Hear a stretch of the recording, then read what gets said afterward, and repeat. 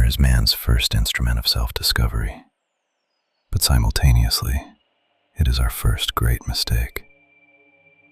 We are accustomed to thinking that we see ourselves in it. But what if that reflection is merely a perfect parasite, mimicking our every move, waiting for the moment we lose our vigilance? In American folklore, there is nothing older or more terrifying than the ritual in the bathroom. A name spoken 3 times, a lit candle, and a darkness in which the glass ceases to be solid. Bloody Mary. The narrator, a professor of psychology who has dedicated his life to studying hallucinations and optical illusions, claims that this superstition has a harsh biological foundation. There is the so-called Troxler effect. If you stare into a mirror in low light for a long period, your brain begins to optimize the image. Facial features will begin to drift, eyes will disappear, and in their place, strange, grotesque images will emerge. But for those who have encountered Mary in real life, this is not just a game of neurons. It is an encounter with something that lives on the other side of the amalgam. The story of Bloody Mary in the United States has hundreds of variations. Who is she? Mary Worth, a witch burned in Pennsylvania? Or Queen Mary Tudor, who went mad from the inability to bear a child and sought life in the blood of young girls? The narrator notes that the name does not matter. What matters is the contract. By summoning Mary, you voluntarily focus all your attention on the boundary between worlds. You give the mirror the energy necessary for it to become a portal. One of the most terrifying cases, documented in the 1970s in Chicago, involved a group of teenagers at a slumber party. It was a common game. Lights out, a cramped bathroom, the smell of stearin'. When one of the girls uttered the sacred words for the 3rd time, the candle suddenly went out. But in the total darkness, the other children saw that the mirror continued to emit a faint, deathly pale light. The narrator describes the state of the eyewitness. She couldn't move, as if her own reflection had grabbed her by the throat from the other side. When the lights were finally turned on, the girl was in a state of deep shock. On her face, directly beneath her eyes, were deep, symmetrical scratches, as if someone had tried to gouge her eyes out from inside the mirror. Most terrifyingly, from that day on, her reflection never mirrored her movements perfectly again. Sometimes it smiled when she cried. Sometimes it remained standing when she walked away from the mirror. The mirror is memory, the narrator writes in his journal.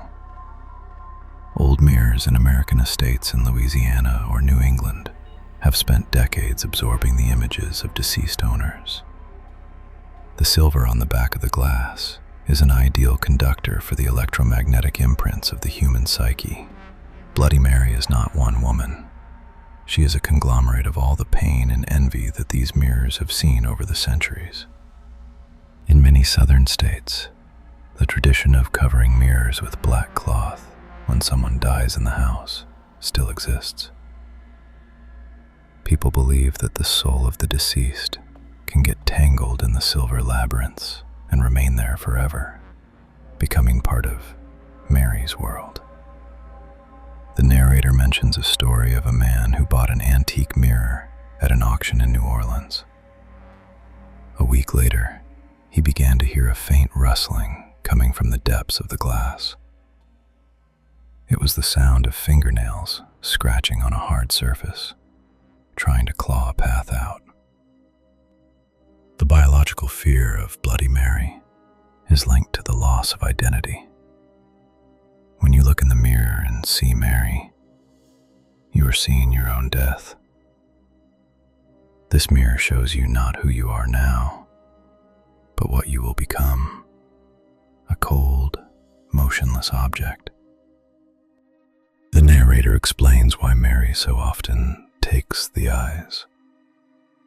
Eyes are the only part of the body we cannot see without a mirror. They are our point of entry into reality. By depriving you of sight, Mary forever locks you in your internal darkness, where she is the sole mistress. If you feel a coldness coming from the mirror surface, the narrator warns, never approach it at night. Today, medicine calls this a dissociative disorder.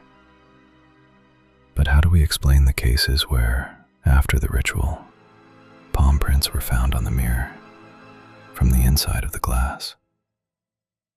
How do we explain that the chemical analysis of blood found on the frames of such mirrors sometimes showed a blood type that does not exist in nature? Bloody Mary is the embodiment of our obsession with our own image. We are so in love with our reflection that we are ready to feed it with our attention until it becomes stronger than ourselves. Mirrors in the modern world are everywhere, in pockets, on walls, in storefronts, and each of them is a potential trap. The narrator concludes this episode with a thought that will make you look at your own bathroom differently. When you turn off the lights tonight and find yourself alone with the mirror, do not try to joke. Do not even whisper that name to yourself. For Mary does not need a voice to hear you. She only needs your gaze, fixed on the silver surface. Remember, what you see in the mirror is not you. It is only the boundary where your power ends and her hunger begins. And if you ever see your reflection blink while you keep your eyes open, know this: the contract is signed. And now Mary will look at the world through your eyes, while you slowly dissolve into the cold, infinite silver on the other side.